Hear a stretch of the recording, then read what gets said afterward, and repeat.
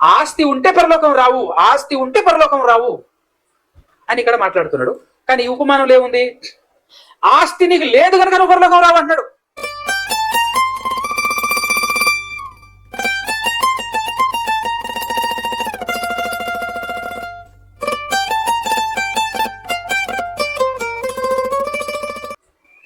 సర్వోన్నతుడు, సర్వాధికారి, సమస్త సృష్టిని సృష్టించిన మన అందరి కన్న తండ్రి అయినటువంటి ఆ ఏకైక దేవునికి, ఆయన కుమారుడు, మన రక్షకుడు యేసు క్రీస్తు ప్రభుల వారి ద్వారా పరిశుద్ధాత్మ సహాయముతోనే వేవేలా స్తుతి స్తోత్రాలు, కృతజ్ఞతాస్తుతులు చెల్లించుతున్నాను.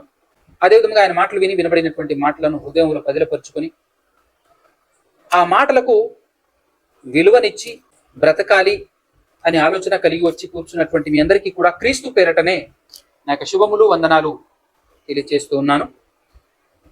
ఈరోజు జాగ్రత్తగా మనం దేవుడు మన కొరకు రాయించి ఇచ్చినటువంటి మహాజ్ఞాన గ్రంథమైనటువంటి బైబిల్లో నుంచి కొన్ని విషయాలు ఆలోచన చేసేటటువంటి ప్రయత్నం చేద్దాం.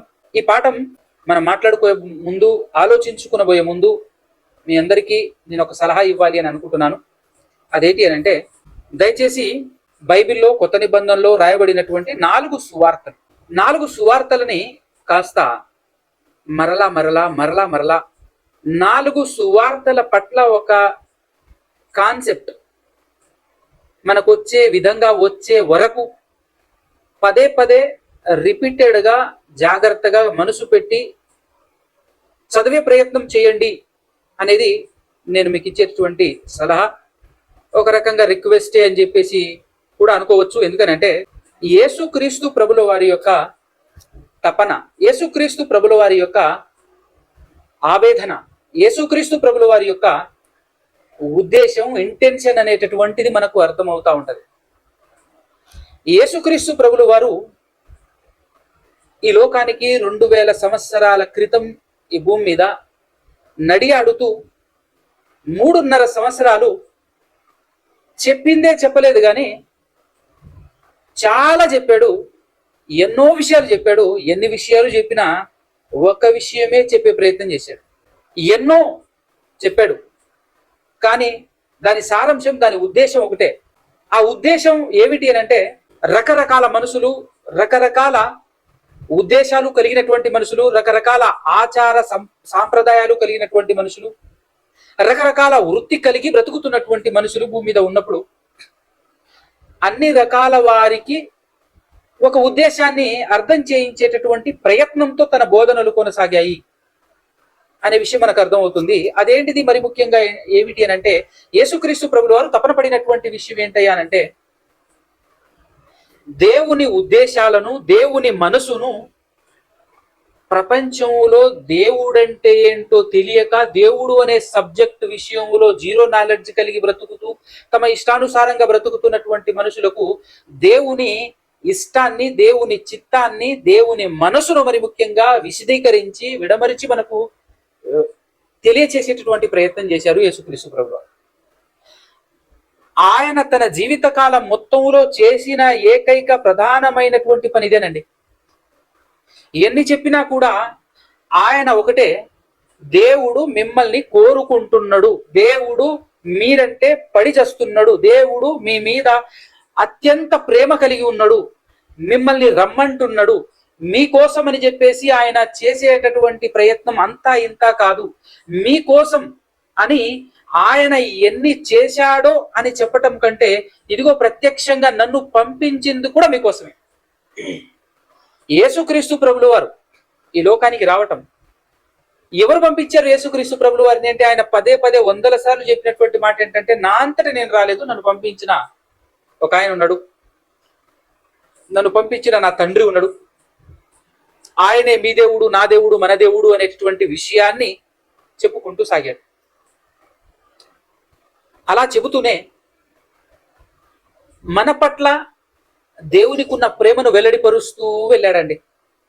మన పట్ల దేవునికి ఉన్నటువంటి అది కొలువ జాలని అపారమైనటువంటి ప్రేమ మన పట్ల ఎంత కలిగి ఉన్నాడో దేవుడు ఆ విషయాన్ని చెప్పుకుంటూ వచ్చాడు. దానికోసం అని చెప్పేసి మామూలుగా కూడా చెప్పాడు, డైరెక్ట్ గా కూడా చెప్పాడు, ఉపమానాల రూపంలో చెప్పాడు, అనేకమైనటువంటి ఉపమానాలు తీసుకొని చెప్పడం జరిగింది.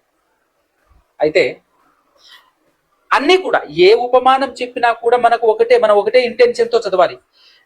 ఏదో దేవుని మనసును ఏదో ఒక రకంగా నాకు తెలియచేసేటటువంటి ప్రయత్నంలో ఉన్నాడు నా ప్రభువు అనేటటువంటి ఆలోచన కలిగి ప్రతి విషయాన్ని మనం చదవగలిగినట్లయితే మనకు అద్భుతంగా అర్థమవుతుంది. ఇంకొక పాయింట్ ఏంటంటే ఆ ఉపమానాలను కానివ్వండి, యేసుక్రీస్తు ప్రభులు వారు మాట్లాడేటటువంటి మాటలను కానివ్వండి పిల్లరా, వాటన్నింటినీ కొంతమంది ఈ ప్రపంచంలో చదివేటప్పుడు భౌతికంగా అర్థం చేసుకుంటూ ఉంటారు. మరికొంతమంది సగం భౌతికంగా సగం ఆత్మీయంగా తీసుకుంటుంటారు. కానీ నాకు అనిపించినటువంటి విషయం ఏంటంటే మనం మ్యాక్సిమం ఎక్కువ శాతం ఆత్మీయంగా తీసుకోవటానికి, ఆత్మీయంగా అర్థం చేసుకోవటానికే ప్రయత్నం చేస్తే చాలా ఉత్తమం. దేవుని ఇంటెన్షన్, దేవుని మనసు మనకు తెలియచేసే అవకాశం ఉంటుంది అని అంట.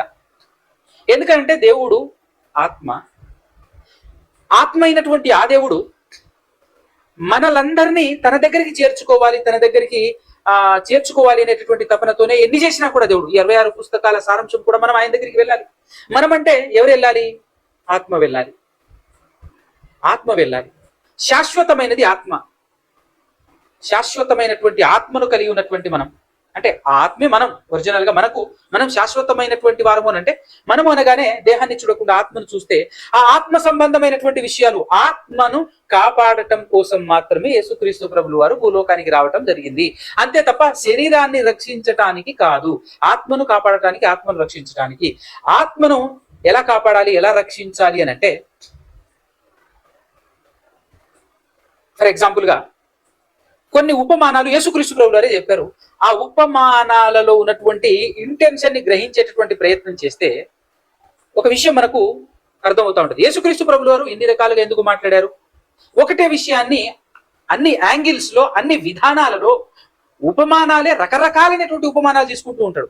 ఎన్ని ఉపమానాలు తీసుకున్నప్పటికీ విషయం ఒకటే, నిన్ను, నన్ను, మనల్ని పరలోకంలో ఉన్న తన తండ్రి, మన తండ్రి అయిన దేవుని యొద్దకు చేర్చడం కోసమే. అదే అతని సకల మాటల వెనకాల, అతని సకల క్రియలు, ప్రయత్నాల వెనకాల, యేసుక్రీస్తు ప్రభుల వారి చావు వెనకాల ఉన్నటువంటి పరమార్థం అదే. కాబట్టి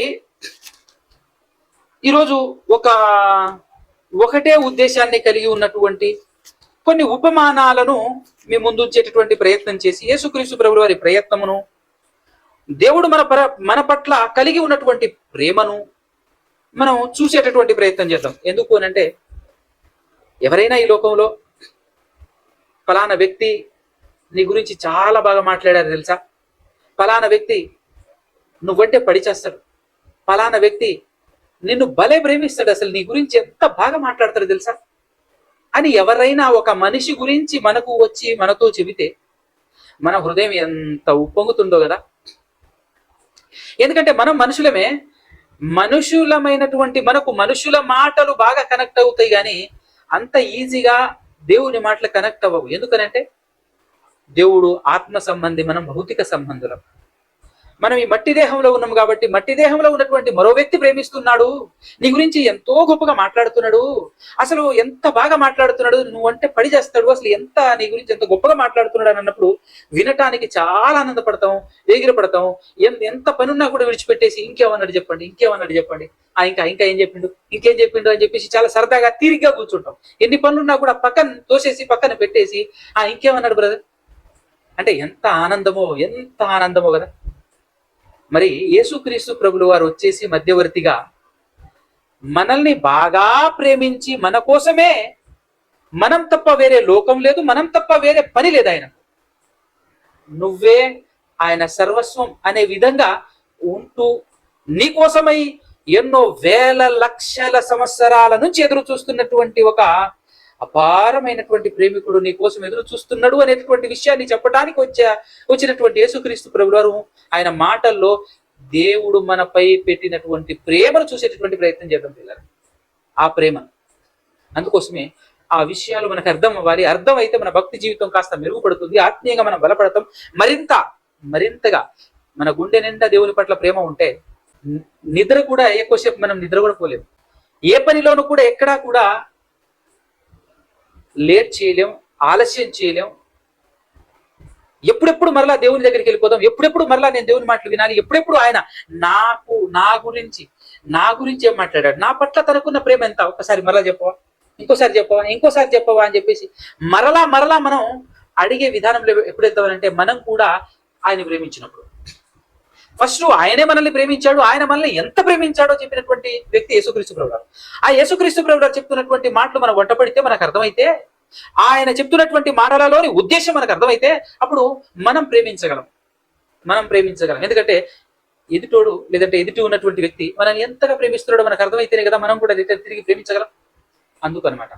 కాబట్టి ప్రియులారా, లూకా సువార్త 15వ అధ్యాయం తెరిచి యేసుక్రీస్తు ప్రభుల వారి యొక్క ఆయన మాటల్లో, ఆయన బోధించినటువంటి బోధనల్లో, ఆయన చెప్పినటువంటి ఉపమానాలలోని ఉద్దేశాలను అర్థం చేసుకునేటటువంటి ప్రయత్నం చేద్దాం.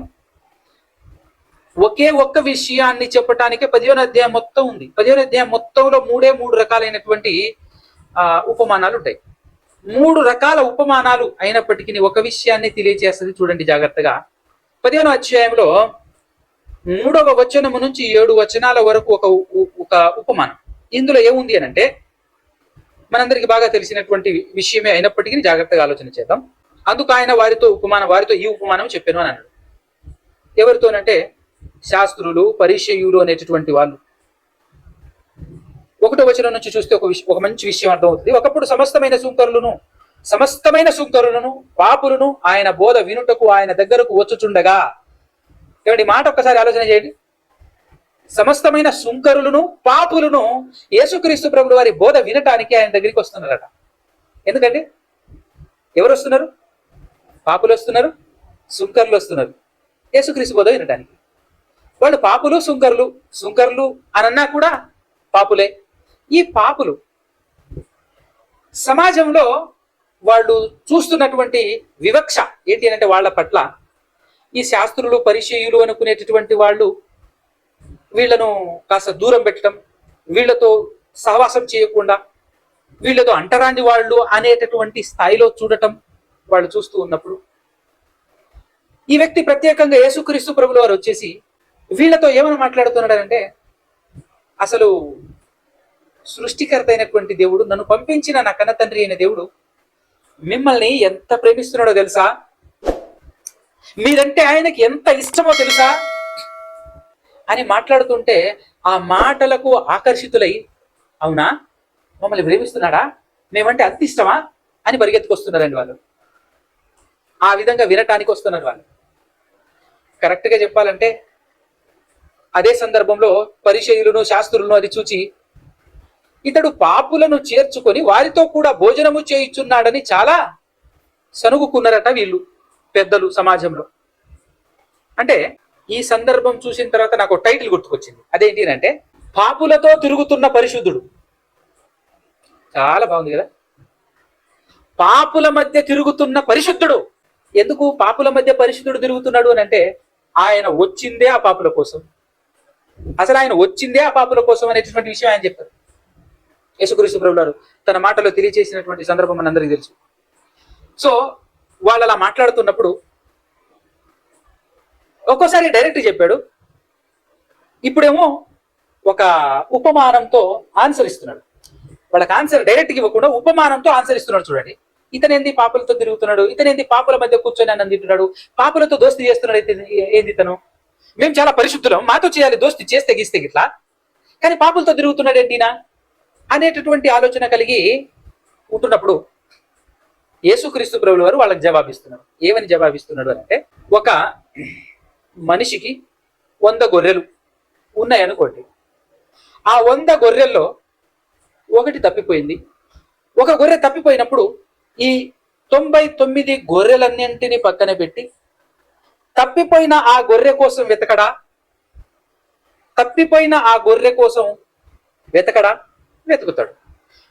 వెతుకుతాడు. తప్పిపోయిన దాన్ని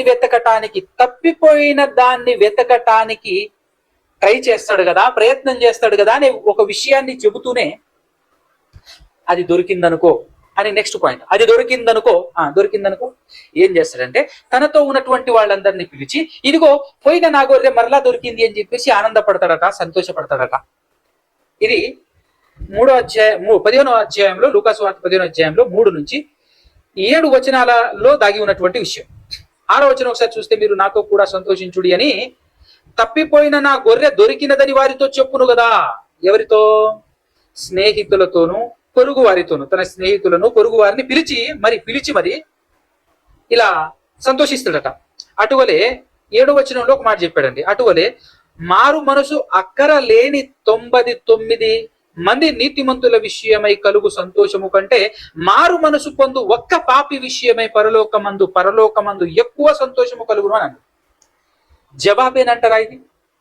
వాళ్ళు అడిగినటువంటి ప్రశ్నకు ఇది జవాబే అంటారా? ఒక్కసారి ఆలోచన చేయండి జాగ్రత్తగా. 100% జవాబే. ఏం చెప్పాడు? చాలా వండర్ఫుల్ విషయం ఇక్కడ, చాలా వండర్ఫుల్ విషయం. తప్పిపోయిన ఒక గొర్రె తప్పిపోయింది. తప్పిపోయిన దానికోసం వెతుకుతున్నాడు. తప్పిపోయిన దాన్ని వెతుకుతున్నాడు అంటే ఇప్పుడు ఈ శాస్త్రులు, పరిశీలు ఆ సమయంలో ఎట్లా ఫీల్ అయి ఉంటారు చెప్పండి? ఏ విధంగా? అసలు వాళ్ళకి అర్థమైందా? ఒకవేళ అర్థమై ఉంటే వాళ్ళు ఎలా ఫీల్ అవుతారు? నన్ను అడిగితే లిటరల్ గా వాళ్ళకి అసలు ఏమీ అర్థం కాలేదనేటువంటి విషయం మనకు అర్థమవుతుంది. కానీ ఒకవేళ వాళ్ళకి అర్థమైతే, ఓహో అంటే ఈ పాపులు అనేటటువంటి వాళ్ళందరూ తప్పిపోయారు, పాపులుగా పిలువబడుతున్నటువంటి వాళ్ళు తప్పిపోయారు అంటే మేము తప్పిపోలేదు, అంటే వాళ్ళ కోసం వచ్చాడు అంటే మా కోసం రాలేదు, అంటే మేము నీతిమంతులమే. ఇప్పుడు ఇదే కదా మనం జనరల్ గా ఆలోచన చేస్తే వాళ్ళకి అర్థమయ్యేటటువంటి పాయింట్, వాళ్ళకి అర్థమయ్యేటటువంటి విషయం అదే కదా. కానీ ఒక సందర్భంలో మనకు బైబిల్ కంప్లీట్ 66 పుస్తకాల గ్రంథం మన చేతిలో ఉన్నప్పుడు మనం అంతా చదువుతాం కదా. అంతా చదివినప్పుడు మనకు అర్థమయ్యేటువంటి విషయం ఏంటంటే వాళ్ళు కూడా వీళ్ళకంటే భయంకరమైనటువంటి పాపం. ఏదో గ్రంథం చేతిలో ఉంది, 4 అక్షరాలు నేర్చుకున్నంత మాత్రాన నేర్చుకున్నప్పటికీ కూడా వీళ్ళు నేర్చుకోకుండా, తెలుసుకోకుండా పాపం చేస్తారు, వాళ్ళు తెలిసి పాపం చేస్తారు. అంటే వీళ్ళకంటే వాళ్ళే ఘోరమైనటువంటి, భయంకరమైనటువంటి పరిస్థితిలో ఉన్నట్టు అర్థం. కానీ వాళ్లను పిలవటానికో లేదంటే వాళ్ళ కోసం తప్పించకుండా, వాళ్ళతో స్నేహం చేయకుండా పాపలతో ఎందుకు స్నేహం చేస్తున్నాడు, వీళ్ళతో ఎందుకు స్నేహం చేస్తున్నాడు అనే పాయింట్ జాగ్రత్తగా మనం క్యాచ్ చేయాలి. ఇందులో నుంచి మనకు అర్థం కావాల్సినటువంటి విషయం ఇది చాలా ఇంపార్టెంట్ అనమాట. ఇదే విషయాన్ని అర్థం చేసుకోవటానికి మనం 2వ ఉపమానంలోనికి కూడా వెళ్దాం. 2వ ఉపమానాన్ని కూడా ఎలా చెప్పాడో చూద్దాం. 2వ ఉపమానం కూడా ఎలా చెప్పాడో చూద్దాం. 8 నుంచి 10 వచనాలు ఉంటాయి. అదేంటంటే ఒక స్త్రీకి 10 వెండి నాణెములు 10 వెండి నాణెములు ఉన్నప్పుడు అందులో ఒక్క వెండి నాణెము పోయిందనుకో, ఆవిడేం చేస్తుంది? ఇల్లు మొత్తం ఊడ్చి చక్కగా వెతుకుతుంది కదా. అది దొరికేంత వరకు వెతుకుతుంది కదా. ఎప్పటి వరకు వెతుకుతుంది? దొరికేంత వరకు. ఒక పోగొట్టుకున్నటువంటి నాణెమును వెతుకుతూ దొరికిందనుకోండి. దొరికిన తర్వాత ఏం చేస్తుంది అని చెప్పేసి, ఒకవేళ దొరికింది అనుకో, దొరికిన తర్వాత ఏం చేస్తుందో ఆవిడ, అది కూడా చెప్పాడు ఈ సందర్భంలో. 9వ వచనం, అది దొరికినప్పుడు తన చెలికత్తెలను పొరుగు వారిని పిలిచి నాతో కూడా సంతోషించుడి, నేను పోగొట్టుకొని నాణెము దొరికినదని వారితో చెప్పును కదా. అంటే పోయినటువంటి నాణెము దొరికితే ఆనందం, సంతోషం. ఈ విషయాన్ని మనసులో పెట్టుకోండి. దాన్ని ఏదో నాణెము, స్త్రీ పోగొట్టుకుంది, దొరికింది, ఆనందపడింది అని కాకుండా, ఎవరి కోసం ఈ మాట చెప్తున్నాను అనే విషయం చెప్పడం కోసం అక్కడ మొదటి ఉపమానంలో 7వ వచనం, 2వ ఉపమానంలో 10వ వచనం సేమ్ అనమాట. ఏంటంటే, అటువలే మారు మనసు పొందు ఒక పాపి విషయమై దేవుని దూతల ఎదుట సంతోషము కలుగునని మీతో చెప్పుచున్నాను నేను. ఇది 2వ ఉపమానం యొక్క ఉద్దేశం. ఇప్పుడు సేమ్ టు సేమ్ గొర్రె గురించి చెప్పినప్పుడు, తర్వాత నాణెము గురించి, వెండి నాణెము గురించి చెప్పినప్పుడు, ఈ 2 సందర్భాలు, ఈ 2 ఉపమానాలు చెప్పినప్పుడు మనకు ఒక విషయం కనపడుతుంది. ఈ 3వ ఉపమానం చెప్పినప్పుడు ఆ విషయం మనకు చెప్పబడదు, మిస్ అవుతుంటది. అది మనం గ్రహించాల్సినటువంటి విషయం. జాగ్రత్తగా వినండి. అదే మన పాఠం. యాక్చువల్గా ఆ చిన్న విషయమే కానీ చాలా పెద్ద పాఠం. అది మనకు అర్థమైతే ఆ దేవదేవుని మనసు మనకు అర్థమవుతుంది. ఆ దేవదేవుని మనసు మనకు అర్థమైతే మనం భక్తి కోణంలో, భక్తి విషయంలో, దేవుని కోసం చేసేటటువంటి పనిలో మరింత బలపడవచ్చు. అంత మాత్రమే కాకుండా మనకు ఒక ఫీలింగ్ కలగాలి. ఖచ్చితంగా దానికోసం మనకు ఒక ఫీలింగ్ కలగాలి. దానికోసం నేను తీసుకెళ్తున్నాను. ఇప్పుడు 11వ వచనం నుంచి 32 వచనాల వరకు అండి కంప్లీట్ అధ్యాయం. ఆ తర్వాత ఉన్నటువంటి అధ్యాయం మొత్తం ఒకే ఒక ఉపమానం. అదేంటి అంటే, ఒక మనుష్యుడు, ఆ మనుష్యుడికి 2 కుమారులు. అందులో చిన్న కుమారుడు నాన్న ఆస్తి నాకు ఇవ్వు అని చెప్పేసి అడగటం, అడుక్కున్న తర్వాత తన ఆస్తి తాను పొందుకొని ఆస్తిని తీసుకొని వెళ్ళిపోతాడు. వెళ్ళిపోయి దుర్వ్యాపారము చేత ఆస్తిని పోగొట్టుకుంటాడు. మొత్తం ఆస్తి ఖర్చు చేసుకుంటాడు. ఖర్చు చేసుకున్న తర్వాత ఒకనొక కాలానికి ఒక కరువు వస్తుంది. కరువు వచ్చినప్పుడు ఏం చేయాలి అని ఆలోచిస్తుంటే, ఎవరు దగ్గర చేర్చుకున్నప్పుడు, ఎవరు దగ్గరికి రానియనప్పుడు, ఏం చేయాలో, ఎలా బ్రతకాలో, ఏ విధంగా బ్రతకాలో అనేటటువంటి ఆలోచన తనకే కలిగింది. బాగా వినండి, ఇక్కడ తనకే కలిగి ఏదో ఒక రకంగా కడుపు నింపుకోవాలి అనేటటువంటి ఆలోచన కలిగినటువంటి వ్యక్తి మరొక వ్యక్తి దగ్గరికి వెళ్ళేసి, ఇదిగో నేను బ్రతకటానికి నీ దగ్గరికి వచ్చి ఏదో ఒక పని చేస్తానంటే, తన దగ్గర ఉన్నటువంటి పందులు, ఆ పందులు మేపు, ఆ పందులు మేపితే నేను నీకు జీతం ఇస్తాను, భోజనం పెడతాను అని అన్నప్పుడు సరే అని చెప్పేసి పందులు కాయటానికి వెళ్తాడు. పందులు కాయటానికి జనరల్ గా ఆలోచన చేద్దాం మనం. పందులు కాయటానికి వెళ్ళినప్పుడు ఆకలితో అలమటిస్తూ ఆ పంది తింటున్న పొట్టుని తినటానికి ఇష్టపడేటటువంటి ప్రయత్నం చేసినట్టుగా మనకు ఉపమానంలో కనపడుతుంది. ఏంటంటే ఎవరైనా సరే జనరల్ గా నా పనిలో కుదురు అని చెప్పేసి, నా పని నువ్వు చెయ్యి అని చెప్పేసి అప్పచెప్పినప్పుడు, తన పని అప్పచెప్పినప్పుడు ఏ యజమానుడైనా సరేనండి నీ పనికి వెళ్తాను కానీ ఉదయం భోజనం పెట్టు అని పెడతాడా లేదా? ఖచ్చితంగా పెడతాడు.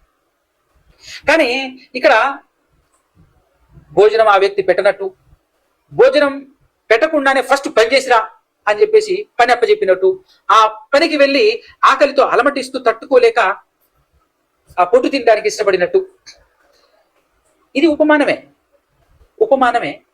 కానీ మనకేదో చెప్పే ప్రయత్నం చేస్తున్నాడు. అది మనం గ్రహించాల్సినటువంటి విషయం. ఏదో చెప్పే ప్రయత్నం చేస్తున్నాడు.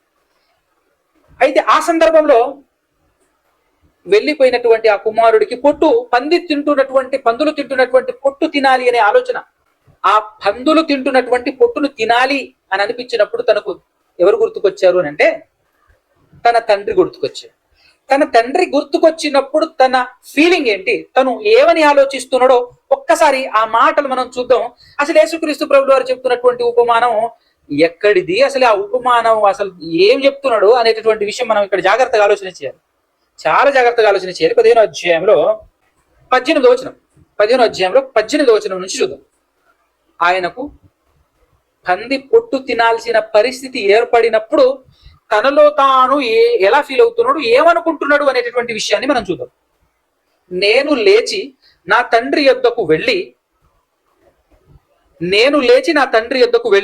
17 నుంచి చూద్దాం, బాగుంటుంది. అయితే బుద్ధి వచ్చినప్పుడు అంటున్నాడు. బుద్ధి వచ్చినప్పుడు వాడు నా తండ్రి యొద్ద ఎంతో మంది కూలివాండ్రకు అన్నము సమృద్ధిగా ఉన్నది. నేనైతే ఇక్కడ ఆకలికి చచ్చిపోవచ్చున్నాను. నేను లేచి నా తండ్రి యొద్దకు వెళ్ళి, తండ్రి, బాగా వినమాట, తండ్రి, నేను పరలోకమునకు విరోధముగాను నీ ఎదుటను పాపం చేసి తిని. పరలోకం ఎంటర్ అయిపోయింది ఏంటండి? ఉపమానంలో పరలోకం ఎంటర్ అయిపోయింది ఏంటి? అవునా కదా? ఉపమానం చెప్పాలి. ఉపమానం అన్నప్పుడు ఉపమానమే చెప్పాలి. ఉపమానం చెబుతూ ఉపమానంలో కూడా ఏం ప్రవేశపెట్టేశాడు ఆయన ఉద్దేశంలో కూడా? పరలోకమునకు విరోధముగాను నీ ఎదుటను పాపము చేసి తిని. ఇంతకు ఏం పాపం చేశాడు? ఏం చేశాడు ఇతను పాపం అని అంటే 13వ వచనంలో ఉంటుంది. కొన్ని దినములైన తరువాత ఆ చిన్న కుమారుడు సమస్తమును కూర్చుకొని దూరదేశమునకు ప్రయాణమైపోయి అచ్చట తన ఆస్తిని దుర్వ్యాపారము వలన పాడు చేసింది. తన ఆస్తిని పాడు చేశాడట. తన ఆస్తిని పాడు చేయటం పాపమా? జాగ్రత్తగా విందాం. తన ఆస్తిని పాడు చేయటం పాపమా అనే ఆలోచనలోనికి ఒక్కసారి మనం వెళ్తే, యేసుక్రీస్తు ప్రభుల వారు మరొక ఉపమానం కాదు కానీ మరొక సందర్భంలో ఒక అధికారి వచ్చి, నేను పరలోకం వెళ్ళాలి, నాకు ఆటంకం ఏమైనా ఉందా అని అడుగుతాడు. ఒక అధికారి వచ్చేసి ఆ అధికారితో, నేను నిత్యజీవం వెలుటకు నేనేం చేయాలి అనేటటువంటి మాట అడుగుతాడు. నిత్యజీవం వెలుటకు నేనేం చేయాలి అనే అర్థం ఏంటి? పరలోకం వెళ్ళటానికి కదా. అలా అడుగుతున్నప్పుడు 18వ అధ్యాయం 18వ వచనం లూకాసు వార్తలోనే ఉంటుంది. అలా అడిగినప్పుడు యేసుక్రీస్తు ప్రభువు ఏం చెప్తాడంటే, ఆజ్ఞలు పాటించు అంటాడు. ఆజ్ఞలు ఎప్పటి నుంచో పాటిస్తున్నాను, నేను చిన్నప్పటి నుంచి పాటిస్తున్నాను అంటాడు. అయితే ఒక విషయం కొదవగా ఉంది నీకు అని అంటాడు. ఏంటి ఆ కొదవగా ఉన్నటువంటి విషయం ఏంటి అని అంటే, ఒకసారి 22వ వచనం 18వ అధ్యాయం 22వ వచనం లూకాసు వార్తలో, యేసు విని నేను బాల్యము నుంచే పాటించుచున్నాను అనేటటువంటి మాట విన్న తర్వాత ఆయన మాట్లాడుతున్నటువంటి మాట, యేసు విని నీకింకా ఒకటి కొదువగా ఉన్నది, ఒకటి కొదువగా ఉన్నది. ఏంటది అని అంటే, నీకు కలిగినవన్నీ అమ్మి బీదలకిమ్ము, బీదలకిమ్ము, అప్పుడు పరలోకమందు నీకు ధనము కలుగును, నీవు వచ్చి నన్ను వెంబడింపుము అని అతనితో చెప్పాను. అతడు మిక్కిలి ధనవంతుడు గనక ఈ మాటలు విని మిక్కిలి వెసల పడగా యేసు అతన్ని చూచి, ఆస్తి గల వారు దేవుని రాజ్యములో ప్రవేశించుట ఎంతో దుర్లభము, ధనవంతుడు దేవుని రాజ్యంలో ప్రవేశించుట కంటే సూది బెజ్జములో ఒంటె దూరుట సులభము అని చెప్పారు. అంటే ఇప్పుడు ఈ సందర్భంలో ఏం మాట్లాడుతున్నాడంటే, ఆస్తి ఉంటే నువ్వు పరలోకం రావయ్యా అని చెప్పాడు. ఆస్తి ఉంటే పరలోకం రావు, ఆస్తి ఉంటే పరలోకం రావు అని ఇక్కడ మాట్లాడుతున్నాడు. కానీ ఈ ఉపమానంలో ఏముంది? ఆస్తి నీకు లేదు కనుక నువ్వు పరలోకం రావు అంటున్నాడు. అర్థమవుతుందా? ఆస్తిని పోగొట్టుకున్నాడు. సరే, ఏ రకంగా పోగొట్టుకున్నాడు అనేది సెకండరీ. జనరల్ గా మనం అది దుర్వ్యాపారం అని రాయబడింది కదా బ్రదర్, ఓకే. కానీ ఆస్తి గురించి మనం ఆలోచన చేస్తే, ఇక్కడ ఆస్తి పోగొట్టుకున్నావు గనక, ఆస్తి పోగొట్టుకున్న కుమారుడు మాట్లాడుతున్నాడు తండ్రితో, నేను పరలోకమునకును నీ ఎదుటను పాపం చేశాను అని మాట్లాడుతున్నాడు. ఇక్కడ మనకు అర్థం కావాలి, ఇది ఉపమానం. యేసుక్రీస్తు ప్రభువు వారు మాట్లాడుతున్నటువంటి ఉపమానంలో మనం సగం భౌతికంగాను సగం ఆత్మీయంగాను తీసుకుంటాం. అందుకోసమే పెద్దగా అర్థం కాదు దేవుని ఉద్దేశం, లేదంటే దేవుని మనసు మనకు అర్థం కాదు. యేసుక్రీస్తు ప్రభువు వారు మాట్లాడుతున్నటువంటి మాటల్లో ఉన్నటువంటి అద్భుతమైనటువంటి సారం మనకు అర్థం కావాలి అని అంటే ప్రతిదీ ఆత్మీయంగా ఆలోచించాలి. ఇక్కడ ఈ ఆస్తిని ఫిజికల్ గా భౌతికంగా కాకుండా, ఈ ఆస్తి గురించి అసలు మనకు అర్థం కావాల్సిన మ్యాటర్ ఇది. రెండు విషయాలు అర్థం కావాలి. ఒకటి ఆస్తి గురించి, అసలు ఈ ఆస్తి ఏంటిది అనేది అర్థం కావాలి. మరొక విషయం ఏంటి అని అంటే ఇంతకు ముందు రెండు ఉపమానాలలో ఉన్నది ఇందులో లేనిది అని చెప్పాను. అది కూడా గమనించేటటువంటి ప్రయత్నం చేయండి జాగ్రత్తగా.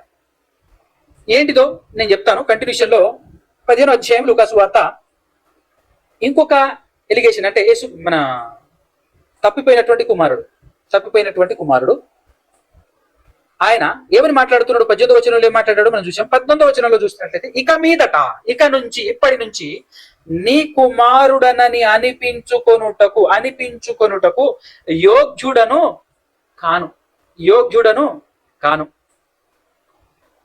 బాగా ఆలోచన చేయండి. ఆయన కుమారుడే, ఆ తప్పిపోయిన కుమారుడు ఆయన కుమారుడే. కానీ ఏమంటున్నాడు ఇప్పుడు? నీకు నేను కుమారుడు అని పిలువబడటానికి అర్హుణ్ణుగా కాను, యోగ్యుడను కాను. సో నన్ను నీ కూలి వారిలో ఒకనిగా పెట్టుకొనమని అతనితో చెప్పుదుననుకొని లేచి తండ్రి యొద్దకు వచ్చాను. ఇక్కడ మనకు అర్థం కావాల్సినటువంటి పాయింట్ ఏంటంటే, మొదటి ఉపమానంలో గొర్రె పోయింది. రెండో ఉపమానంలో నాణెం పోయింది. మూడో ఉపమానంలో కుమారుడు పోయాడు. కామనే కదా. అయితే మొదటి ఉపమానంలో గొర్రెను వెతికి పట్టుకురావటం జరిగింది. రెండో ఉపమానంలో నాణెమును కూడా వెతికి పట్టుకోవటం జరిగింది. కానీ మూడో ఉపమానంలో తప్పిపోయిన కుమారుణ్ణి ఎవరైనా వెతుకుతున్నారా? వెతకటానికి ఎవరైనా వచ్చారా? ఆలోచన చేయండి. అంటే మనం ఏదో ఆవగింజతోనో లేదంటే గొర్రెతోనో ఏదో నాణ్యంతోనో పోల్చినప్పుడు అందులో నుంచి మనకు అర్థం కావాల్సినటువంటి పాయింట్, గొర్రెతో ఒక ఉపమానం చెప్పినప్పుడు గొర్రెలానే చెప్పాడు. అంటే ఇట్ మీన్స్ గొర్రెను వెతకటం అంటే దేవుడు వెతికి తీసుకురావటం, మారు మనసు పొందటం అనేటువంటి విషయం. మారు మనసు పొందాలి అనేటువంటి విషయాన్ని కూడా కోట్ చేశాడు. అయితే ఇక్కడ మూడవ ఉపమానంలో మనిషినే తీసుకున్నాడు కాబట్టి వెతికి పట్టుకొచ్చాడు అనేది లేదు. ఇక్కడ అవసరమైనటువంటి ఒక ప్రాముఖ్యమైనటువంటి పాయింట్ ఏంటి అంటే, మనం గ్రహించాల్సినటువంటి పాయింట్ ఏంటంటే, మనుషుల దగ్గరికి వస్తే వాళ్ళను తీసుకుని ఈజీగా వెళ్ళే ఆప్షన్ లేదు. గొర్రె దొరికింది అనుకోండి, తాడు కట్టేసి గుంజుకపోతాం. నాణ్యం దొరికింది అనుకోండి, ఈజీగా అలా ఎత్తుకున్నామా పట్టుకున్నామా వెళ్ళిపోయినామా, పెద్ద రిస్క్ లేదు. దెర్ ఇస్ నో రిస్క్ అనమాట. కానీ ఇప్పుడు మనిషిని అమ్మయ్య దొరికారు బై పట్టుకోండి అని చెప్పేసి పట్టుకొని తీసుకొని వెళ్ళేటటువంటి కార్యక్రమం అయితే యేసుక్రీస్తు ప్రభువు వారు ఇంత ఇబ్బంది పడాల్సిన అవసరం ఉందా? ఆయన ప్రాణం పోగొట్టుకొని సిలువకెక్కి ఇంత భయంకరమైనటువంటి బలియాగం అవసరం ఉందా? అక్కడ యేసుక్రీస్తు ప్రభులు వారు బలి అయినప్పటికీ కూడా, యేసుక్రీస్తు ప్రభులు వారు ప్రాణత్యాగం చేసినప్పటికీ కూడా 3.5 సంవత్సరాలు అనేక రకాలుగా ఆయన బోధించినప్పటికీ కూడా అద్భుతమైన, మహాద్భుతమైన, అమోఘమైనటువంటి దేవుని మాటలు, దేవుడు పిచ్చిగా ప్రేమిస్తున్నటువంటి ఆ ప్రేమను వెల్లడిపరిచినప్పటికీ కూడా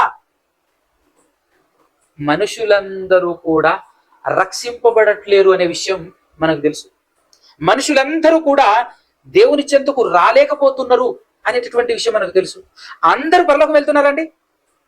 అందరూ అంటే నమ్ముకున్న వాళ్ళు, నమ్మని వాళ్ళు అందరూ అని అనుకున్నా సరిపోతుంది. అక్కడ దానికి ఎందుకు? నమ్ముకున్నటువంటి వాళ్ళు, నమ్ముకున్నా మేము క్రైస్తవులం అనుకునేటటువంటి వాళ్ళు అందరూ చేరుతున్నారా పరలోకం? చేరట్లేదు.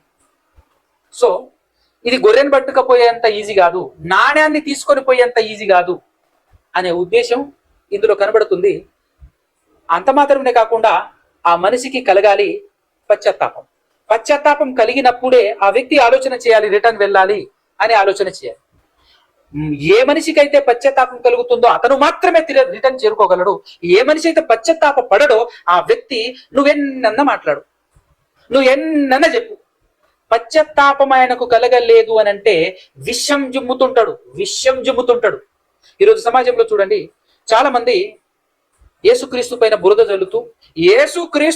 బురద జల్లుతూనే లక్షలు సంపాదిస్తున్నారు.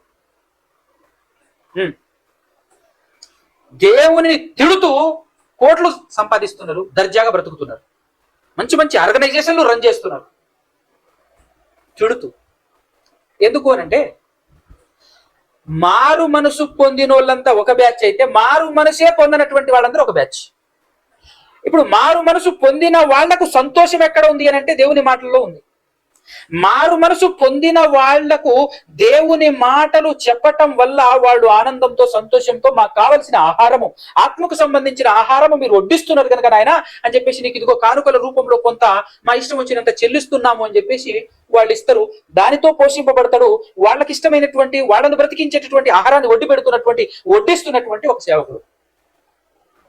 ఇప్పుడు మారు మనసే రాని, పశ్చాత్తాపము కలగలేనటువంటి, కలగకుండా బ్రతుకుతున్నటువంటి వాళ్ళందరి హృదయానికి సంతోషం ఏంటి? వాళ్ళ హృదయానికి ఆహారం ఏంటి? ఇప్పుడు యేసుక్రీస్తు ప్రభువుల వారిని తిట్టడం, దేవుణ్ణి నిందించటం, వీళ్లను నిందించటం, తిట్టడం అనేటటువంటిది వాళ్ళకి ఆనందకరం అనమాట. అప్పుడు వాళ్ళందరూ ఏం చేస్తారు? పశ్చాత్తాపము లేనటువంటి వ్యక్తులందరూ కలిసి ఆ పశ్చాత్తాపము లేనటువంటి వ్యక్తులకు లీడర్గా ఒకడు ఉంటాడు కదా, వాడికి డబ్బులు పంపిస్తుంటాడు అన్నమాట. అంటే చాలా ఉత్తమమైనది, విలువైంది ఏంది ఇక్కడ అని అంటే మనకు పశ్చాత్తాపం కలగాలి. మన హృదయంలో పశ్చాత్తాపం కలిగించటానికే, నువ్వు తప్పిపోయావు అని తెలియచేయటానికే, మనం పాపం చేశాము అని తెలియచేయటానికే. ఇంతకి ఇక్కడ ఆస్తి, అసలు ఆస్తి ఏంటో తెలుసానండి? బాగా వినండి. కుమారుడే, కానీ కుమారుడు అనిపించుకోవటానికి నేను అర్హుడిని కాదు అని అలా వస్తుంటే దూరాన చూసినటువంటి తండ్రి పరిగెత్తుకొని వెళ్ళేసి మెడ మీద పడి ముద్దులు పెట్టడం మనం గమనిస్తాం ఈ ఉపమానంలో. అయితే ఇక్కడ నీ కుమారుడనని అనిపించుకోనను అంటే ఈ తప్పిపోయినటువంటి కుమారుడు ఎవరో కాదు, ప్రపంచంలో ఉన్న మనుషులందరినీ ఉద్దేశించి మాట్లాడబడినటువంటి ఉపమానం ఇది. ఆ తప్పిపోయిన కుమారుడు మనమందరం. ఈ ప్రపంచంలో ఉన్న మనుషులందరూ కూడానండి మనమందరం దేవుని పిల్లలమే. ఆయనలో నుండి వెలువడినటువంటి ఆత్మను విభాగించుకొని పుట్టినటువంటి వారమే మనమందరం. అందుకోసమే సువార్తలలో మన పౌలు గారు సువార్త చెప్తూ ఉన్నప్పుడు, పౌలు గారి సువార్త ఇదేందండి? పౌలు గారి సువార్త ఎక్కడుంది బైబిల్లో అనుకుంటున్నారా? ఉంది. పౌలు గారి సువార్త ఎక్కడుంది అంటే అపోస్తల కార్యం 17వ అధ్యాయంలో పౌలు గారు ఎథెన్సులోకి వెళ్ళి సువార్త చెప్తూ ఉన్నప్పుడు అక్కడ ఏమని మాట్లాడతాడనంటే 28వ వచనం, మనం ఆయన యందు బ్రతుకుచున్నాము అంటే, ఆయన ఏంటంటే దేవుని యందు బ్రతుకుచున్నాము, చలించుచున్నాము, ఉనికి కలిగి ఉన్నాము, అటువలే మనము ఆయన సంతానమని మీ కవిసురులలో కొందరు చెప్పుచున్నారు. కాబట్టి మనము దేవుని సంతానమై ఉన్నాము, మనము దేవుని సంతానం మనం అని మాట్లాడుతున్నాడు. కానీ దేవుని సంతానమే మనం, కానీ తప్పిపోయాం. దేవుని సంతానం అనిపించుకోవడానికి, దేవుని కుమారులము అని పిలిపించుకోవడానికి అర్హతను కోల్పోయాం మనం. అలా అర్హతలు కోల్పోయినప్పుడు యేసుక్రీస్తు ప్రభుల వారిని దేవుడు ఈ లోకానికి పంపిస్తే ఆయన మాటలు విని, ఆ మాటలు విన్న తర్వాత మన హృదయం కరిగి పశ్చాత్తాపడి, నా కోసం నా కన్న తండ్రి నిన్ను పంపించాడా అయ్యా, నా కోసం నిన్ను పంపించాడా అని పశ్చాత్తాపము నువ్వు పడినప్పుడు యేసుక్రీస్తు ప్రభుల వారు మనకు ఒక అధికారం ఇస్తాడు. అదొక్కసారి యోహాను సువార్తలో ఒక మాట మీకు చూపిస్తాను. యోహాను సువార్త 1వ అధ్యాయమే 12వ వచనం అనుకుంటాను. తన్ను అంటే యేసుక్రీస్తు ప్రభుల వారు 12వ వచనం, తన్ను ఎంతమంది అంగీకరించిరో, ఎందరు అంగీకరించిరో, ఏమని, నా కోసం నా దేవుడు మిమ్మల్ని పంపించాడా అని ఎంతమంది అయితే తన్ను అంగీకరించారో వారందరికీ, అనగా తన నామమందు విశ్వాసముంచిన వారికి దేవునికి పిల్లలగుటకు ఆయన అంటే యేసుక్రీస్తు ప్రభుల వారు అధికారం అనుగ్రహించను. ఎవరికి అనుగ్రహిస్తున్నాడు? అందరికా? కాదు. ఎవరైతే యేసుక్రీస్తు ప్రభుల వారి మాటలు విని, అందుకోసమే విశ్వాసం అనేది ఎప్పుడు కలుగుతుంది అని అంటే, వినుట వలన విశ్వాసం. ఏం వినాలి అని అంటే యేసును గూర్చిన వార్త వినాలి. ఎందుకు యేసును గూర్చిన వార్త వినాలి అంటే, దేవుడు నీ కోసం పంపించినటువంటి వ్యక్తి అతను. యేసును గురించి వింటే యేసులో ఏముంది అని అంటే, లవ్ లెటర్ ఉంది, ప్రేమ లేఖ ఉంది, రాయభారి, నిన్ను బాగా ప్రేమించే నీ దేవునికి మధ్యవర్తి అతను. నీ పట్ల దేవునికి ఉన్నటువంటి ప్రేమ ఎక్కడ వెల్లడి అయింది అని అంటే క్రీస్తులో వెల్లడి అయింది, క్రీస్తులో ప్రత్యక్షమైంది. మన పట్ల దేవునికి ఉన్నటువంటి ప్రేమ క్రీస్తులో ప్రత్యక్షమైంది కనుక ఆ దేవుని ప్రేమను అర్థం చేసుకున్నటువంటి మనుషులమైన మనము ఎప్పుడైతే మారు మనసు పొంది పశ్చాత్తాప పడతామో అప్పుడు మనకి ఏం అనుగ్రహింపబడుతుంది? దేవుని కుమారుడు అనబడి. అదే విషయం ఇక్కడ చెప్తా ఉన్నాడు. ఉపమానం దగ్గరికి వస్తే, మనంతట మనం పశ్చాత్తాపం హృదయముతో క్రీస్తు దగ్గరికి వెళ్తే మనకి ఇవ్వబడే అధికారం, ఆ విషయాన్ని దేవుడు ఎంతగా ఆనందపడతాడు. నువ్వు దగ్గరికి వస్తే, నువ్వు రిటర్న్ తిరిగి వస్తే, నువ్వు గనుక తిరిగితే, నువ్వు నీ హృదయంలో పశ్చాత్తాపము కలిగితే ఎంత ఆనందపడతాడు తెలుసు దేవుడు అనే విషయాన్ని యేసు చెప్తా ఉన్నాడు ఉపమానంలో. ఆ ఆనందాన్ని 20వ వచనంలో ఏం చెప్పాడంటే, వాడింకా దూరమున ఉన్నప్పుడు తండ్రి వానిని చూచి కనికరపడి పరుగెత్తి వాని మెడ మీద పడి ముద్దు పెట్టుకోలేను. బాగా వినండి ఈ మాట చాలా ఆలోచన చేయండి. ఇన్ని రోజులు పరిగెత్తుకొని రాని తండ్రి, ఇన్ని రోజులు గమ్మున ఉన్నటువంటి తండ్రి, ఇన్ని రోజులు సైలెంట్ గా ప్రశాంతంగా ఉన్నటువంటి తండ్రి తిరిగి నా వైపుకు వస్తున్నాడు అనే విషయం వినబడిన వెంటనే ఇంకా దగ్గరికి చేరుకోవాల్సిన అవసరం లేదు, నువ్వు నా వైపు తిరిగావని తెలిస్తే చాలు. మనకు బాగా తెలిసి వచనం, ఫస్ట్ మీరు నా తట్టు తిరుగుడి, అప్పుడు నేను మీ తట్టు. అదనమాట పాత నిబంధనలో ఉన్నటువంటి చెప్పబడినటువంటి విషయాలనే ఉపమాన రూపంలో మనకు తెలియచేసే ప్రయత్నం చేస్తున్నాడు యేసుక్రీస్తు ప్రభువు వారు. చూడండి ఎంత చక్కగా విశదీకరిస్తున్నాడు ఒక ఉపమానాన్ని, ఒక చక్కటి ఉపమానాన్ని అల్లి ఎంత అద్భుతంగా చెప్తున్నాడు చూడండి. చూశాడు, దూరాన్ని చూసి పరిగెత్తుకుని పోతున్నాడు తండ్రి, కనికరపడి మెడ మీద పడి ముద్దులు పెడుతున్నాడండి. దేవుని ప్రేమ ఎంత గొప్పది. ఇక్కడ మరొక విషయం కూడా మనకు అర్థం కావాలి. ఏంటి అంటే, ఇప్పుడు దేవుని మాటలు ఎవరో ఒక సేవకుల ద్వారా వినబడుతూ ఉన్నప్పుడు ఆటోమేటిక్ గా చెప్తున్నానండి, ఎవరి హృదయం అయితే స్పందిస్తుందో, ఎవరి హృదయం అయితే ఈ ప్రపంచంలో ఎవరి హృదయం అయితే స్పందించిన వెంటనే చెప్తున్నాను, దేవుడు తన పరిశుద్ధాత్మ అనే వరాన్ని ఇచ్చేస్తాడండి. 100% తిరిగింది అని అర్థమైపోతుంది. దేవుడికి తిరిగింది అని అర్థమైపోయింది అంటే కక్కున పరిశుద్ధాత్మని ఇన్వాల్వ్ చేసేస్తాడు. పరిశుద్ధాత్మ వెంటనే వచ్చేస్తుంది అంతే. అందుకోసం మనకు రాయబడినటువంటి మాట ఏంటంటే, బాప్తిస్మము తీసుకోనక ముందే చెప్తున్నాను ఈ మాట. నేను బాప్తిస్మం కూడా తీసుకోను, నీ హృదయంలో వినికిడి, నీ హృదయంలో కదలికలు, నీ హృదయంలో దేవుని తిరగాలనే ఆలోచన వచ్చిన తోడనే పరిశుద్ధాత్మ నీ దగ్గరికి వచ్చేస్తాడు. పరిశుద్ధాత్ముడు నీ దగ్గరికి వచ్చేస్తాడు అంతే. దానికోసం ఒక మాట చూపిస్తాను. మొదటి కొరింథీయులకు రాసినటువంటి పత్రిక 12వ అధ్యాయం 3వ వచనం. ఇందుచేత దేవుని ఆత్మ వలన మాటలాడువాడెవడును యేసు శాపగ్రస్తుడని చెప్పడనియు, పరిశుద్ధాత్మ వలన తప్ప ఎవ్వడును యేసు ప్రభు అని చెప్పలేడనియు నేను మీకు తెలియజేయుచున్నాను. అంటే ఖచ్చితంగా ఫస్ట్ ఒప్పుకోవాలి. ఒప్పుకున్న తర్వాతనే బాప్తిజం తీసుకుంటాడు. అంటే పరిశుద్ధాత్మ ఫస్ట్ స్టార్టింగ్ మారు మనసు కలిగి క్రీస్తును ఒప్పింపజేసేది, క్రీస్తును ప్రభువుగా ఒప్పింపచేసేది పరిశుద్ధాత్మ.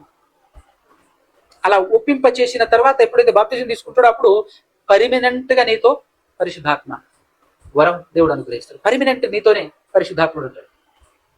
అప్పుడు నేను క్రీస్తు మార్గంలో నడిపించడానికి సహాయం చేస్తా ఉంటాడు. అంటే నువ్వు ఇటువైపు తిరిగావు అని తెలిస్తే చాలండి. చిన్న ప్రయత్నం నీ నుంచి ఆశిస్తున్నది. ఎంత లిటిల్ ప్రయత్నం చూడండి. అయినా కూడా ఇక్కడ ఉన్నటువంటి మెయిన్ లోపం ఏంటంటే 2 లోపాలు కనపడుతున్నాయి. ఒకటి, ఈ 15వ అధ్యాయంలో 3 ఉపమానాలలో ఒక కామన్ పాయింట్, బాగా నాకు నచ్చినటువంటి పాయింట్ ఏంటి అని అంటేనండి, ఇప్పుడు ఈ లోకంలో మన ఇంట్లో మన పిల్లలు కానివ్వండి, లేదంటే స్త్రీలు కూడా తమ భర్తలతో ఏమని చెప్తుంటారు తెలుసా? నాకు ఫలానా చీర అంటే భలే ఇష్టం అండి, నాకు ఫలానా ఐస్ క్రీమ్ అంటే చాలా ఇష్టం అండి, లేదంటే నాకు చికెన్ అంటే చాలా ఇష్టం అండి. అంటే కేవలం తన అభిప్రాయాన్ని తెలియచేస్తుంది అంత మటుకు అర్థం చేసుకుంటారా ఏమండి? ఇక్కడ మాత్రం భలే అర్థమవుతుందండి. దేవుని మాటల దగ్గరికి వచ్చేసరికి అర్థం కాదు. కానీ మనుషులు ఎవరైనా అన్నారు అనుకోండి, నాకు ఫలానాది ఇష్టం అన్నారు అనుకోండి, తన అభిప్రాయంతో తెలియజేసింది అని అనుకుంటారా ఊరుకుంటారా? ఎవరైనా మన దగ్గర గెస్ట్ వచ్చారనుకోండి, ఆయన మాటలు ఎప్పుడన్నా ఎక్కడన్నా నాకు ఫలానంటే ఇష్టం అని చెప్పారనుకోండి, ఆ గెస్ట్ ఎప్పుడైనా ఇంటికి వచ్చారనుకోండి, లేదంటే అవసరమైతే మనమే ఒకరోజు పిలిపించుకొని ఖచ్చితంగా ఏదైతే ఇష్టం అన్నాడో అది గిఫ్ట్కి ఇచ్చే ప్రయత్నం చేస్తాం, అది వండి పెట్టే ప్రయత్నం చేస్తాం. ఇక మన పిల్లలు చెప్పారనుకో ఫలానా ఇష్టం అంటే ఏం చెప్తున్నట్టు? ఒక అమ్మాయి ఒక అబ్బాయితో నాకు ఫలానా ఇష్టం అని చెప్తున్నట్టే అసలు ఏం చెప్తున్నట్టు? ఈ అర్థం వింటున్నటువంటి వాళ్ళకి ఏమర్థం అవుతుంది తెలుసా? నెక్స్ట్ అది ఖచ్చితంగా వాళ్ళకి ఇవ్వాలి, ఫలానది వాళ్ళకి ఇష్టమట, అది మనం ఇద్దాం, ఇదిగో ఈ విధంగా అర్థమవుతుంది. కానీ దేవుని మాటలు యేసుక్రీస్తు ప్రభువు వారు ఏం చెప్తున్నాడు తెలుసా? తప్పిపోయిన గొర్రె మళ్ళా దొరికింది, మస్తు ఆనందం సంతోషం అంటున్నాడు. తప్పిపోయిన నాణెము దొరికింది, దొరికిన వెంటనే మస్తు ఖుష్ అన్నమాట, దిల్ ఖుష్, ఆనందపడుతున్నాడు, సంతోషపడుతున్నాడు అని ఏం చెప్తున్నాడు? పరలోకమందు దూతలతో కూడా కలిసి ఆనందం అట. మూడవ సందర్భంలో కూడా తప్పిపోయిన కుమారుడు రిటర్న్ తిరిగి వస్తున్నాడు, వెంటనే ఆనందం. అంటే ఇప్పుడు యేసుక్రీస్తు మనకి ఏం చెప్తున్నాడు చెప్పండి? మన దగ్గరికి వచ్చేసి మీ నాన్నకి ఇదంటే చాలా ఇష్టం రా అని చెప్తున్నాడు, మీ నాన్నకు ఇదంటే చాలా ఇష్టం అని చెప్తున్నాడు. అంటే ఇప్పుడు మనకేం అర్థం కావాలి? చెప్పండి. అట్లా అనుకొని పోవాలనా? నువ్వు తెచ్చిపెట్టాలని, మనం ఆ పని చేయాలని, తనకిష్టమైనటువంటి కార్యక్రమం, తను ఆనందపరిచేటటువంటి కార్యక్రమం మనం ఎల్లప్పుడూ చేయాలి అని అంటే సమాజంలోకి వెళ్ళి ఎవరు తిట్టినా కొట్టినా ఏమండి మన వాళ్ళని సంతోషపరచడం కోసం అని చెప్పేసి మనం ఎంత రిస్క్ తీసుకుంటాం? రిస్క్ ఉన్నప్పటికీ కూడా తీసుకొని వెళ్తామా లేదా? చేస్తామా లేదా?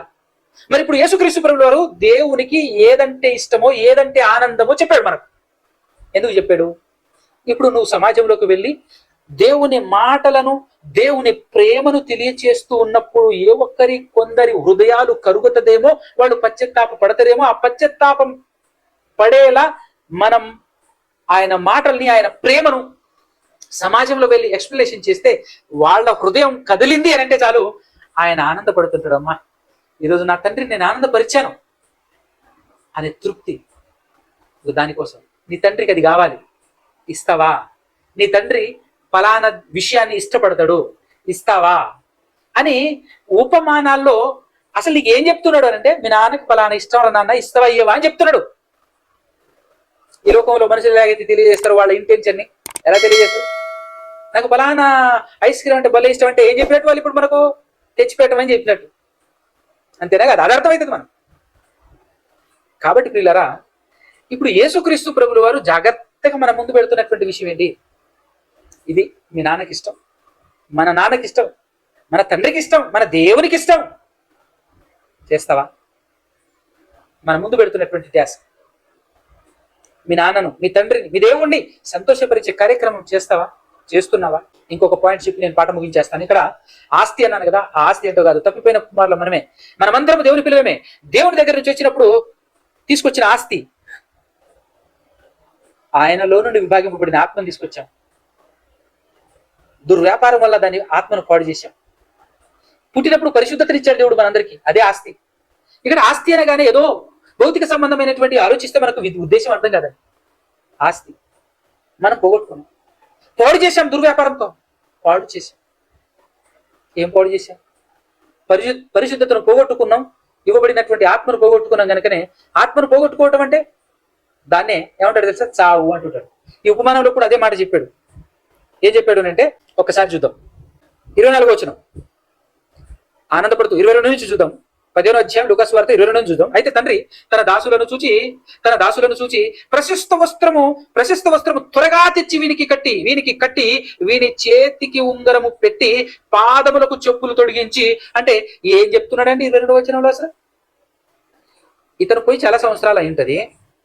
ఇప్పుడు ప్రశస్తమైన వస్త్రం, కొత్త వస్త్రం కూడా తీసుకురావాలి. ప్రశస్తమైన విలువైన వస్త్రం తీసుకొచ్చి తొడిగించాలి. ఎవరిది ఆ వస్త్రం? ఇప్పుడు చెప్పండి, ఆ వస్త్రం ఎవరిది? మన వస్త్రం మనం పోగొట్టుకున్నాం. ఇప్పుడు వస్త్రం కొత్తది.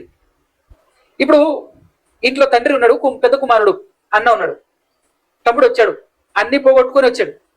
ఇప్పుడు ఇంట్లో నుంచి బట్టలు వస్తున్నాయి, కొత్త బట్టలు, నూతన వస్త్రాలు వస్తున్నాయి. ఎవరివి చెప్పండి? అయితే గీతే తండ్రి అయినా ఉండాలి, లేదంటే పెద్దన్న అయినా ఉండాలి. అవునా? అంటే మనం బాప్తిస్మం తీసుకునేటప్పుడు మనం ఏం ధరిస్తామండి? అంటే మన మారు మనసు పొంది తిరిగినప్పుడు దేవుడు, మన తండ్రి మనల్ని ధరింపచేసే ప్రశస్తమైనటువంటి వస్త్రం ఏంటో తెలుసా? క్రీస్తు వస్త్రాన్ని ధరించాలి. అందుకోసం ఈ ఉపమానాన్ని ఇంతకుముందు అక్కగారు చెప్పినప్పుడు ఆ పెద్ద కుమారుడు ఎవరో కాదు, యేసుక్రీస్తునే సూచిస్తున్నది అని చెప్పేసి సూచిస్తున్నటువంటి విషయం, యేసుక్రీస్తు ప్రభువుని సూచిస్తున్నాడు అనే విషయం చెప్పారు. మీ అందరికీ వినరు మీరు. సో ఇప్పుడు ఆయన వస్త్రాన్ని చిన్న కుమారుడు వేసుకోవాలి. తన ఆస్తి లేదు. ఇప్పుడు ఎవరి ఆస్తి మీద ఆధారపడి బ్రతకాలి? ఇప్పుడు తండ్రి మీదను అన్నయ్య మీద ఆధారపడి బ్రతకాల్సినటువంటి బ్రతుకులు ఆ చిన్న కుమారుడిది. ఆ చిన్న కుమారుడు అంటే ఎవరో కాదు, మనమందరం. ఇప్పుడు మనకున్నటువంటి వస్త్రం వాళ్ళ పరిశుద్ధతను మనకిచ్చారు. మన పరిశుద్ధతను మనం పోగొట్టుకున్నాం. ఆ ప్రశస్తమైనటువంటి వస్త్రమును ప్లస్ చేతికి ఉంగరమట. ఉంగరం అనగానే అధికారానికి సూచన. కుమారుడుగా నీకు అధికారం ఇస్తున్నాడు. పాత నిబంధన గ్రంథంలో చూస్తే ఉంగరం అనగానే అధికారానికి సూచన. నీకు కుమారుడు అనేటటువంటి హోదా, అధికారం కూడా. ఏంటంటే దేవుని ప్రేమ చూశారు. మనం పోగొట్టుకున్నాం, దేవుని దగ్గర నుంచి తెచ్చుకున్నటువంటి పరిశుద్ధతను పోగొట్టుకున్నాం, దేవుని దగ్గర నుంచి వచ్చినటువంటి ఆ ఆత్మను పాడు చేసేసుకున్నాం. అందుకోసమే ఎఫెసీ పత్రిక 2వ అధ్యాయం 1వ వచనంలో మీరు పాపము వలనను అపరాధముల వలన చచ్చిన వారై ఉండగా క్రీస్తుతో కూడా మిమ్మల్ని దేవుడు బ్రతికించాడు అనేటటువంటి పాయింట్ అక్కడ రాయబడుతుంది. ఇక్కడ కూడా అదే కదా. ప్రశస్త వస్త్రం తీసుకొని తెచ్చి వీరికి కట్టి వీరి చేతికి ఉంగరం పెట్టి పాదములకు చెప్పులు తొడిగించి కొవ్విన పశువును తెచ్చి వధించుడి, మనము తిని సంతోషించుదము. 24వ వచనం. ఈ నా కుమారుడు చనిపోయి మరలా బ్రతికెను, తప్పిపోయి దొరికానని చెప్పాను. అంటే మనమందరం కూడా అదే కదా, చచ్చిపోయాను. పాపముల చేతను అపరాధముల చేతను చచ్చిపోయి ఉన్నటువంటి మనల్ని దేవుడు క్రీస్తుతో కూడా బ్రతికించాడు. అంటే ఇప్పుడు ఈ సందర్భంలో పెద్ద కుమారుడితో పాటుగా చిన్న కుమారుడు కూడా బ్రతికిస్తున్నాడు. పెద్ద కుమారుడు బ్రతికే ఉన్నాడు. ఆ చిన్న కుమారుడు పోగొట్టుకొని వచ్చినటువంటి కుమారుడిని కూడా పెద్ద కుమారుడితో పాటుగా ఆ ఇంట్లో స్థానం ఇచ్చాడు. చూడు. సో ఈ ఉపమానంలో కూడా ఫైనల్ గా ఏం చెప్తున్నాడు? యేసుక్రీస్తు ప్రభుల వారు ఈ 15వ అధ్యాయంలో చెప్పినటువంటి ఈ 3 ఉపమానాలలో సారం ఎంత చక్కగా మనకు తెలియజేస్తున్నాడు చూసారా. ఫైనల్ గా ఒకటే, మనందరి దేవుడు నిన్ను విపరీతంగా ప్రేమిస్తున్నాడు. నీకోసమే అన్ని చేశాడు, అన్ని చేస్తూ ఉన్నాడు. ఆయన ఒక్కటే కోరుతున్నాడు నీ నుంచి. ఏం కోరుతున్నాడు? ఆయనకు తప్పిపోయిన తన పిల్లలు ఒక్కరు కూడానండి. ఇదే సందర్భాన్ని, ఈ తప్పిపోయిన గొర్రె సందర్భాన్ని మన మత్తయి సువార్త 18వ అధ్యాయంలో చెబుతూ ఫైనల్ గా ఒక మాట చెప్తాడు. ఏం చెప్తాడు అంటే 18వ అధ్యాయం 11 నుంచి 11 నుంచి మీకేమి తోచును, ఒక మనుషునికి 100 గొర్రెలు ఉండగా వాటిలో ఓడి తప్పిపోయినట్టు ఇది మనం తెలుసు. కింద ఏమని చెప్తున్నాడంటే 14 వచనంలో, అలాగుననే ఈ చిన్న వారిలో ఒకడైనను నశించుట పరలోకమందున మీ తండ్రి చిత్తము కాదు.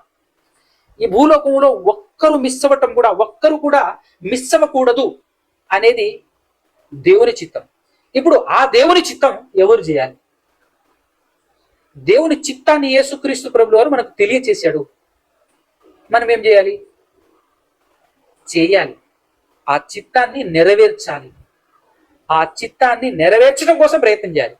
అంతే తప్ప లోకంలో పడి టైం పెండింగ్ పెట్టి ఆ తర్వాత చేస్తాలే టైం ఉందిగా, ఇప్పుడు కొంత సంపాదిస్తా, లేదంటే ఒక పని ఉంది నిర్ణయించుకున్నా, అదంతా అయిపోయిన తర్వాత అప్పుడు నేను చేస్తా అనుకుంటున్నటువంటి వాళ్ళందరికీ ఒక శుభవార్త ఏంటి అని అంటే, తొందరగా మీరు నరకానికి పోబోతున్నారు, తొందరగా మీ గడువు తీరిపోబోతుంది.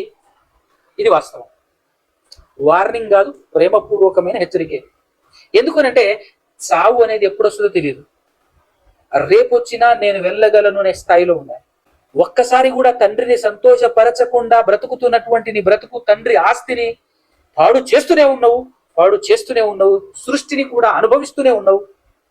కానీ ఆయన కోసం ఆలోచించకుండా బ్రతుకుతున్నటువంటి మనం ఎక్కడికి పోతాం చెప్పండి? అందుకోసమే నీతి నిజాయితీగా పరిశుద్ధంగా నేను బ్రతుకుతున్నాను కదా అని అంటే, అలాంటి వాడు ఎవడు పరలోకం పోడు. ఖచ్చితంగా ఆయన కోసం ఏదో ఒకటి చేయాలి. నీకు ఇవ్వబడినటువంటి ఒక తలాంతులను ఇవ్వటం అనేటటువంటి ఉపమానం కూడా ఉంటుంది కదండి. 5 తలాంతులు ఇచ్చినోడు మరి 5 సంపాదిస్తాడు, 3 తలాంతులు ఇచ్చినోడు మరి 3 సంపాదిస్తాడు, 1 తలాంతు ఇచ్చినోడు 1 తలాంతు రిటర్న్ తీసుకొచ్చిస్తాడు.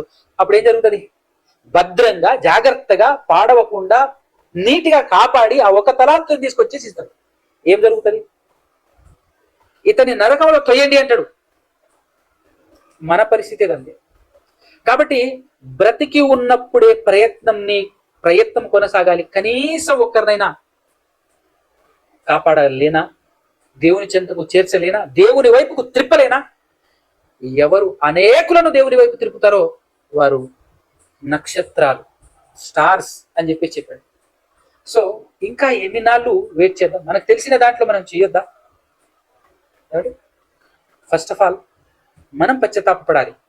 1వ పాయింట్ మనం నేర్చుకోవాలి. 2వది, మనం ఎదుటి వారు పశ్చాత్తాప పడేలా మనం పరిచయాలి. అందుకోసం యేసుక్రీస్తు ప్రభువు వారు వచ్చేసి ఎవరి చుట్టూ తిరుగుతున్నారు? పశ్చాత్తాపం పడగలిగే వారి చుట్టూ తిరుగుతున్నారు. పశ్చాత్తాపమే పడలేనటువంటి వారిని వదిలేశారు. ఎందుకంటే వాళ్ళ ఫీలింగ్ ఏంటి? నేనే బెటర్గా ఉన్నాను, నేను అంతా బాగానే ఉన్నాను, మాలో ఏ పాపము లేదు అనే ఫీలింగ్ లో బ్రతుకుతున్న వాళ్ళకి చెప్పడం కంటే మానేయటం బెటర్. ఎవరైతే మాటలు విని ఎస్ నేను పాపిని, నేను తప్పు చేశాను, నేను పాపం చేశాను అని తనంతట తాను గమనించి, గ్రహించి, రియలైజ్ ఎవరైతే అవుతారో అలాంటి వాళ్ళకి చెప్పడం చాలా అవుతాం. అందుకోసం యేసుక్రీస్తు ప్రభువు వారు అలాంటి వాళ్ళ చుట్టే తిరుగుతున్నాడు. అలాంటి వాళ్ళతోనే కలిసి భోజనం చేస్తున్నాడు. అలాంటి వాళ్ళ మధ్యనే ఉంటూ వాళ్లకు బోధ చేస్తున్నాడు. కానీ చాలా మంది ఆ కాలంలోనూ ఈ కాలంలోనూ పరిచయులు, శాస్త్రులు లాంటోళ్ళు మన చుట్టూ చాలా మంది ఉంటారు. కళ్ళ ముందు కనబడుతున్నప్పటికీ, వాస్తవాలు నీటిగా అర్థమవుతున్నప్పటికీ తమ తప్పు ఎన్నటికీ ఒప్పుకోరు. మేము పాపులము, మేము పాపమే చేశాము అని ఒప్పుకోరు. అలాంటి వారి పరిస్థితి ఏంటి అని అంటే దేవుడు వదిలేస్తాడు. దేవుడే వేస్ట్ నాన్న, ఇలాంటి వాళ్ళు నువ్వు మాట్లాడకు, చెప్పకు, చెప్పిన దండగా. అందుకోసం ఏమంటారు సార్, పందుల ముందు నీ ముత్యములను వేసిన ఎడల వాటి విలువ తెలియక ఆ పందులు ఏం చేస్తాయంట? తొక్కి వెళ్ళిపోతాయట. కాబట్టి మనం అలాంటి వాళ్ళం కాకూడదు. మనం వెదజల్లుతూనే ఉండాలి దేవుని మాటలు. ఎక్కడో ఒక చోట ఎవరో ఒకరు కొంతమంది అయినా హృదయం కదలకపోతుందా, హృదయం మారకపోతుందా, దేవుని వైపు తిరగకపోతారా అనేటువంటి ఆశ. ఎందుకంటే దేవుడు ఆనందపడుతుంది, దేవునికి సంతోషం కలుగుతుంది కనుక అలాంటి కార్యక్రమం చేస్తూ మనమందరం ముందుకు సాగుతాం. దానికోసం మొదటి శతాబ్దపు క్రైస్తవులు, యేసుక్రీస్తు ప్రభువు వారు, ఆయన తదనంతరం శిష్యులు అనేకులు కేవలం దేవుని ఆనంద పెట్టడం కోసం తమ ప్రాణాన్ని తృణప్రాయంగా ఏం చేసి ముందుకు సాగారండి. తమ ప్రాణాన్ని వదిలేసి ముందుకు సాగారు. కాబట్టి మనం ఏం చేయగలుగుతున్నాం? ఇంకా ఈ జానెడు పొట్ట కోసం అని చెప్పేసి చుట్టూ తిరుగుతున్నామా? ఇంకా ఈ జానెడు పొట్ట కోసమే ఆలోచిస్తున్నామా? ఇంకా ఈ మట్టిగా కలిసిపోయి మట్టి కోసం ఆలోచిస్తున్నామా? ఇంకా దానికోసమేనా? కొంతమంది ఉంటారండి, ప్రసంగ గ్రంథాలు చెప్పినాడు, జతగాడు లేడు, ఎవరు లేరు, కానీ ఎందుకు కష్టపడుతున్నాడో అర్థం కాదు. కష్టపడుతూ ఉంటారు. కొంతమందికి పిల్లలే పుట్టరు, కానీ లక్షలు సంపాదించడం కోసం ప్రయాసపడుతూనే ఉంటారు. ఎవరి కోసమో వాళ్ళకి అర్థం కాదు. అసలు ఎందుకోసం అది, ఎవరి కోసం అంటే ఎందుకోసం అనే ఆలోచనే లేకుండా అలాంటి వాళ్ళు కూడా ఉన్నారు.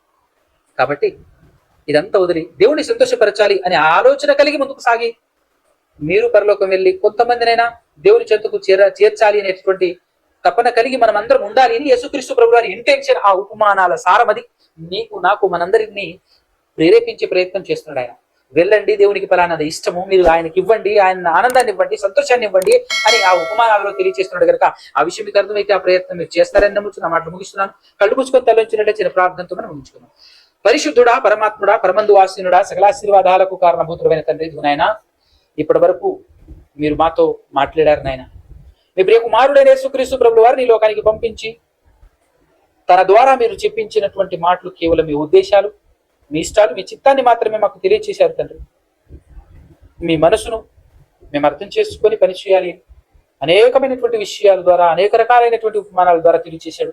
అది తెలుసుకున్నటువంటి మేము తండ్రి మీ చిత్తాన్ని జరిగించే వారంగా ఉండే భాగ్యం మాకు అనుగ్రహించమని ప్రాధాయపడుతూ బ్రతిమాల కొంచెం మీ పాదాల సన్నిధి నుంచి మీ ప్రియ కుమారుడు ఈ లోక రక్షకుడు మనుషులందరికీ కొరకు ప్రాణం పెట్టిన యేసు ప్రభు పరిశుద్ధ నామంలోనే ప్రార్థన అడిగి వేడుకొంటూ బ్రతిమాల కొంచున్నాను కనుక తండ్రి. ఆమేన్.